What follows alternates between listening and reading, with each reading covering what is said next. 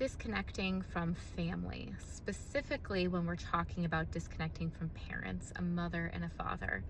When you tell somebody that I no longer speak to my father or I no longer speak to my mother, you can get a lot of different responses, positive and negative, and those negative ones can be really loud. The negative ones look like, well, they're your mother, your father, they raised you, almost that sense of you owe them, just continue to speak to them. There's also that sense of, oh, well, they're older, what if something happens to them? What if you regret not speaking to them?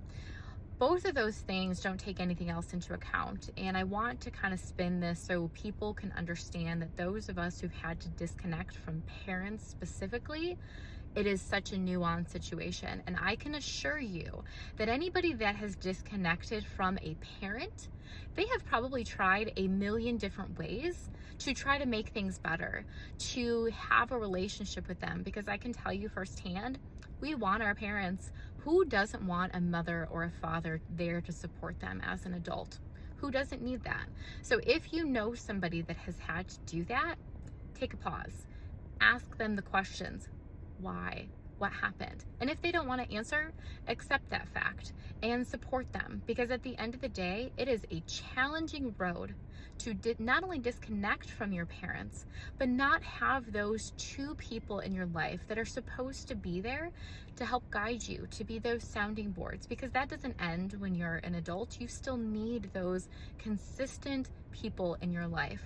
So have some grace for those people, because there are a plethora of reasons, and most of them look like it was so detrimental to that person that they had to make that tough call to disconnect.